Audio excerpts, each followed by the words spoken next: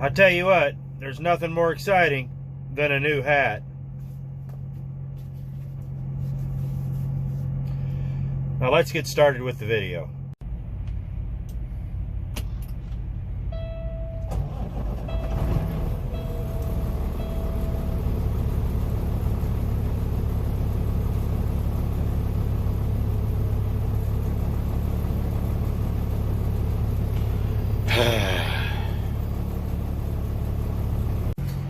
In all seriousness, I did buy a new hat, but I spent $100 and got a free one. So that's where the other 2 or 3 have come from.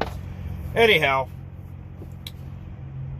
I got to thinking the other day, I was sitting there, a buddy of mine turned me on to a video by John Oliver talking about truck driving. Now, me personally, I don't give a plug nickel for John Oliver. I don't like his political stance. I don't like his views.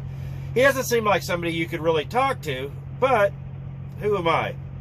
It just was he's just kind of one of those people that rubs me the wrong way. Him and I have no real political connections or any real views, yet he said some stuff about truck driving and had a whole segment on it. And I was like, you know, for the first time, me and him are cinco compatigo when it comes to what he was talking about, because he was 100% right. So I'm going to go over the video. I'm not going to show you any clips because I don't have the rights or the copyrights, but I'm going to talk about what he talked about and hit the high notes. And I found it really interesting that if somebody who hires people to do a little bit of research for them can nail it this hard correctly, what's the problem? Why aren't people in the industry figuring it out? Well, that's what we're going to talk about. So I made myself a bunch of notes because, well, that's what I do. I'm Gen X after all. And we're going to start with the Motor Carrier Act of 1980.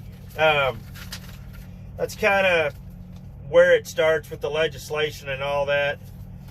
And this is something that I've tried to shy away from for quite some time because it's a sore subject. And a lot of people, including myself, I started driving in, not trucks, I got my driver's license, I started driving in 1989. So I've always had a CDL. I used to have a laminated license, but I've never had a chauffeur's truck license, and I never drove before deregulation and all that. So, yeah, that was 42 years ago. But Jimmy Carter signed deregulation into effect in 1980. And he said, this is a historic event. It will remove 45 years of excessive and inflammatory government restrictions and red tape. It'll have a powerful anti-inflammatory effect on government. And then he goes to talk about how much money it's going to save the consumer and this, that. And you can actually read it. And Mr. Carter, you were wrong at every turn. It has had completely the opposite. Let's go over some of these unintended consequences, because you don't have to be head cashier at Walmart to know what was really going on. So what did deregulation do? Well, to put it in a nutshell, what deregulation did and its sole purpose was to basically destroy the union. The Teamsters. They wanted to bust the Teamsters out. The Teamsters controlled most of the freight, if not all of it. But, you know, wages were up and everything was up and people were making money. So, I mean, and truck driving was a real skill. It was not unskilled labor like they call it now. So, I'm just still laughing over the comment, it's going to remove government restriction and red tape. It's gotten worse. It basically replaced the Teamsters with the government. So what it did was it created brokers. It created what was known as general freight. But another unintended consequence when they created the concept of general freight and brokers was it allowed mega companies to explode. And if all of you are old enough to remember, one of the first mega companies to explode was J.B. Hunt. J.B. Hunt blew up.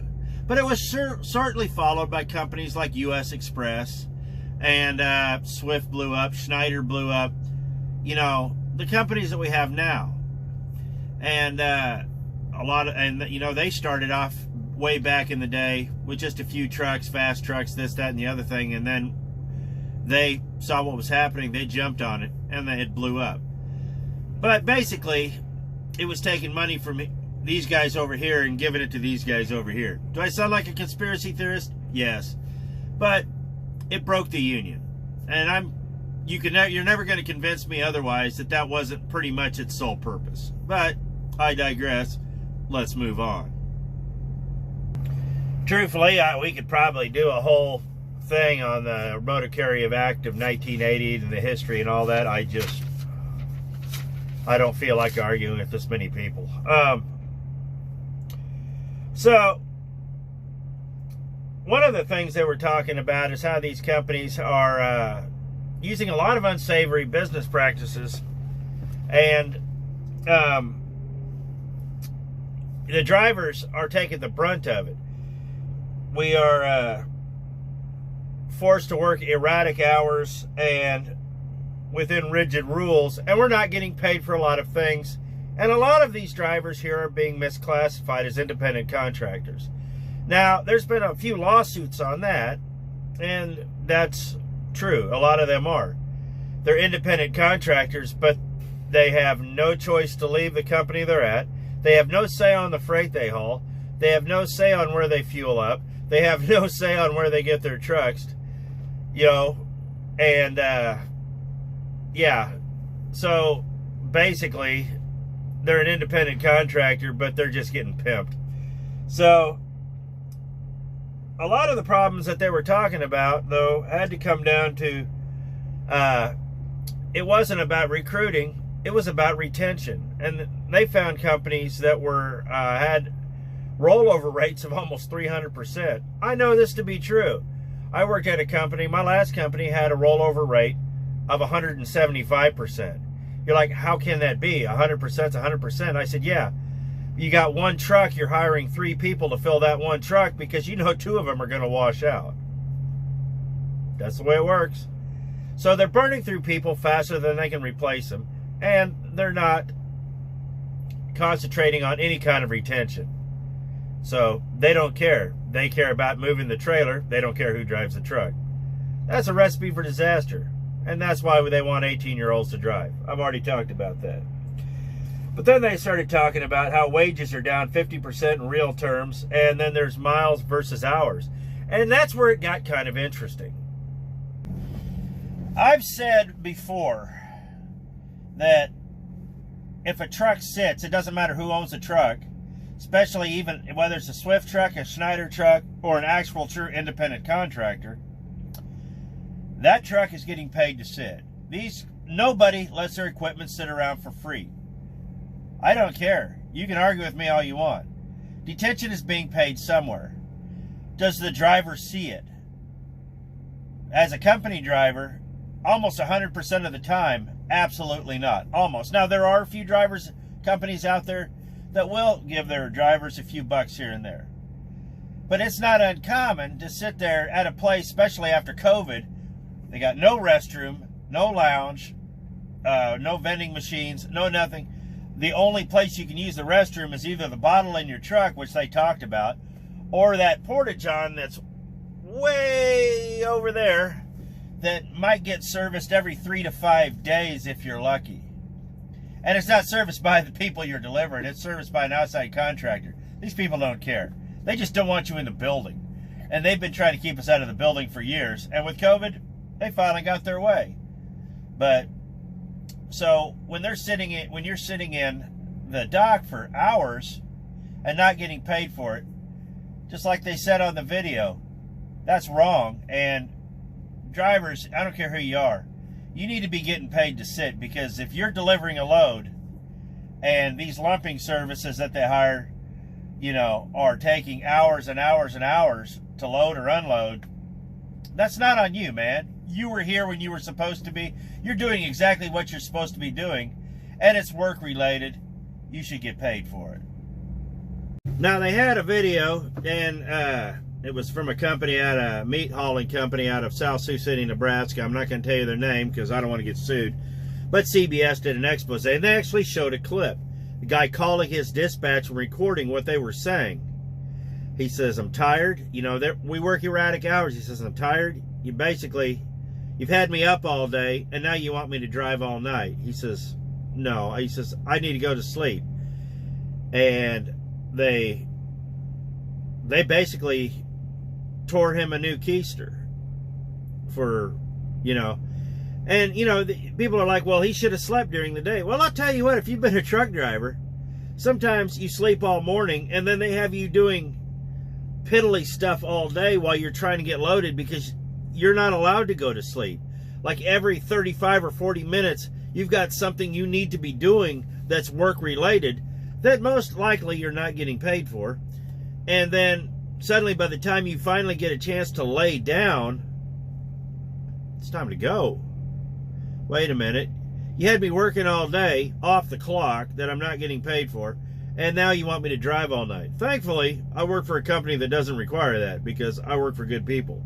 But that company out of South Sioux City, you could probably figure out who they are. They have 2 initials for a name. It's public knowledge. It's on YouTube. And, yeah, they drive blue trucks.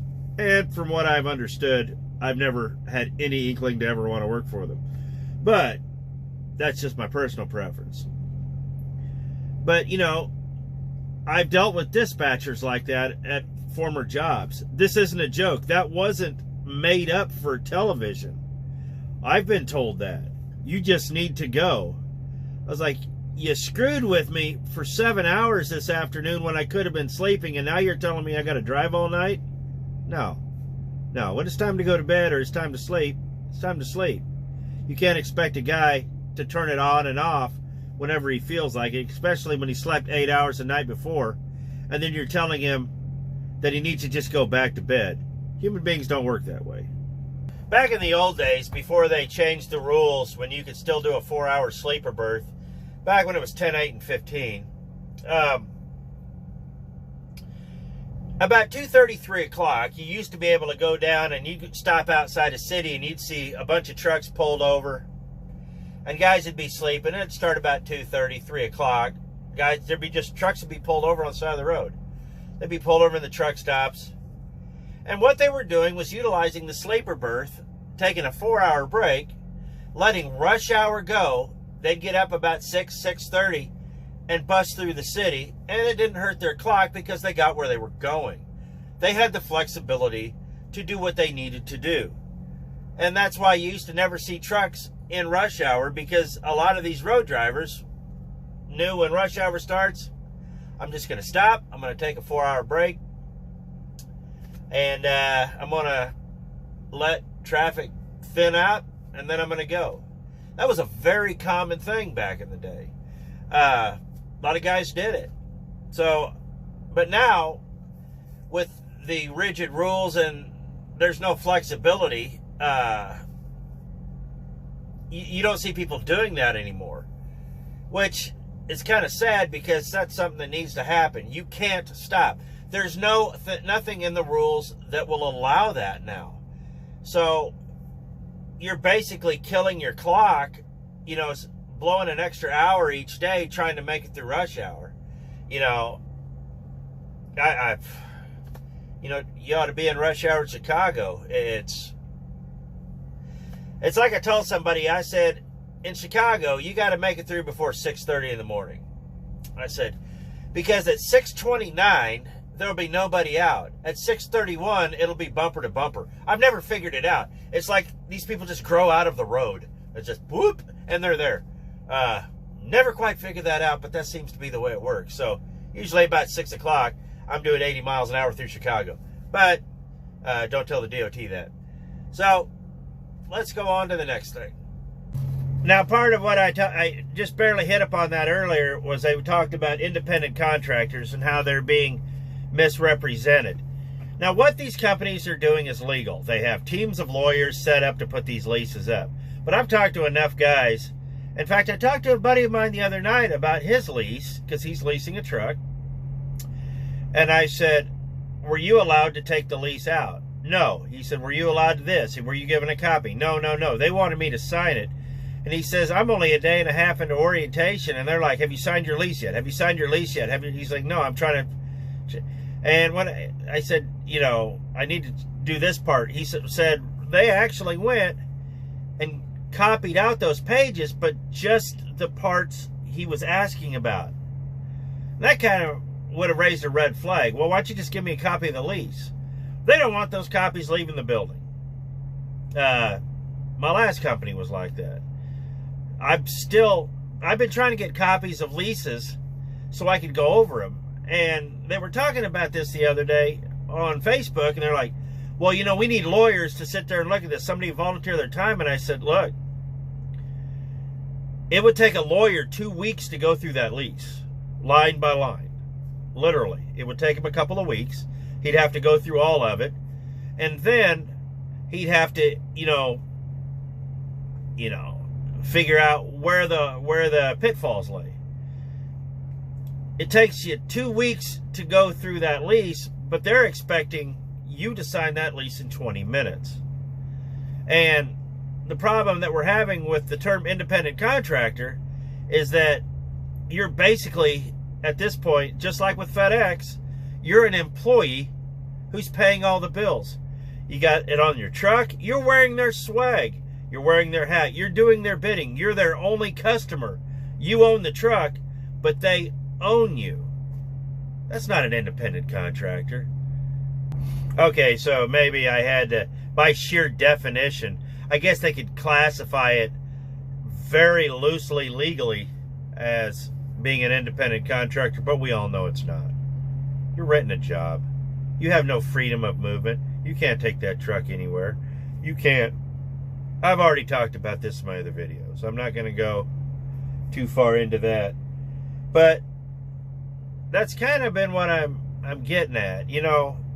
And the long waits at the shippers and receivers, and this is part of the problem that I have with these long waits, is that if you're there on time when you're supposed to be, it's not a surprise that you're there. They knew you were going to be there 5 days prior. You know, when they ordered the stuff, they knew it was coming. They knew when it was going to be there, and it's not a surprise.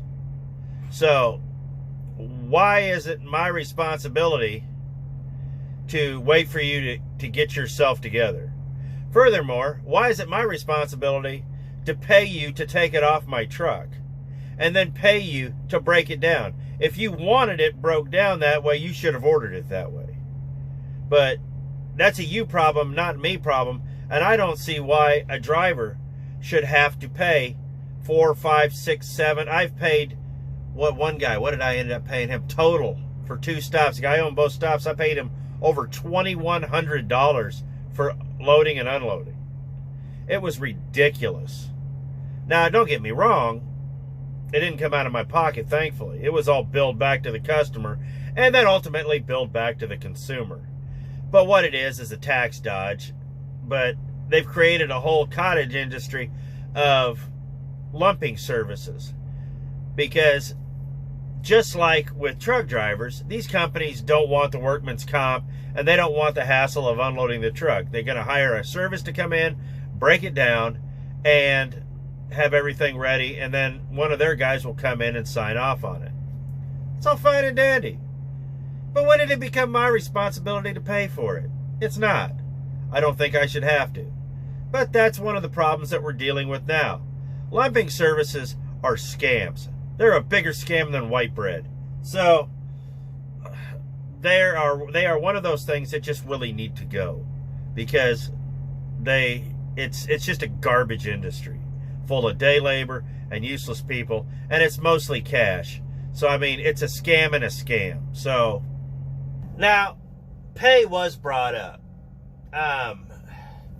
I've always contended that you need to be making, it doesn't matter who you are or who you work for, I've always contended you need, if you're going to be an independent contractor and getting paid on a 1099, you need to make at a minimum, I'd say right now, about $45,000 a quarter gross. You need to be making that. And that's, anymore at this day and age, that's still almost not enough. You need to be grossing at least 180 on the low end. on the that's the barest minimum with fuel, tires, all these other things, expenses. Sounds like a lot of money, but it gets eaten up pretty quick. The problem is, and I brought this up before, a lot of these companies, when they're getting paid by the mile and they're not paying fair wages and they're keeping 50% of the fuel surcharge. Sorry about that, camera fell. And they're keeping 50% of the fuel surcharge, and they're doing all these little things, which is in your contract that you weren't allowed to read or go through or have a lawyer look at. If you're lucky, you're going to hit 140 or 150. My last year as an independent contractor at my last job, now mind you, I owned the truck. I didn't lease it, I actually owned it. I hit $136,000 gross. When all was said and done, my net take home for that year was $16,459. I've said this before, and that's a number that's burned into my head.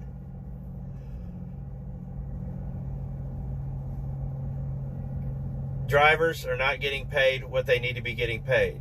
Now, company drivers are. But here's the thing. 70 cents a mile over no miles is nothing. 80% of nothing is nothing. So you need to figure out what your rate is. And truthfully, yeah,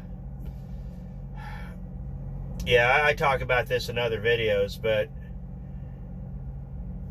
you need to be making money. You know, if you're making 65 cents a mile, that ain't worth the crap if you're only getting 900 miles a week. It's not. And when you're leasing some of these trucks and you're basically paying the company for a job, is basically what you're doing, there's a lot of expenses. There's a lot of expenses. You're going to work the first 4 to 5 days of that week, or 3 to 5 days of that week, just paying your bills before you actually see any money of your own. That's something to think about. And they did bring this up in that video. So let me wrap this up and I'll get to my final thoughts here. Some of my final thoughts are pretty much this. People are finally waking up to what's really happening in the industry. Everybody's been screaming that there's a shortage. But the truck drivers have been screaming, no, there's not. There's a retention problem. There's a management problem. You've ran the people off who knew how to do anything and replaced them with college-educated people who know nothing. We've been saying this for 15, 20 years. Nobody's listened. Well, finally, it's come back around and bit them. They're finally starting to admit that there's no driver shortage. It's a retention problem. It's a management problem. It's what I've been saying for years. It's what a lot of guys have been saying for years. It's retention. But there are a lot of other problems. But this video that I watched, I was shocked. Like I said, I don't agree with John Oliver about anything.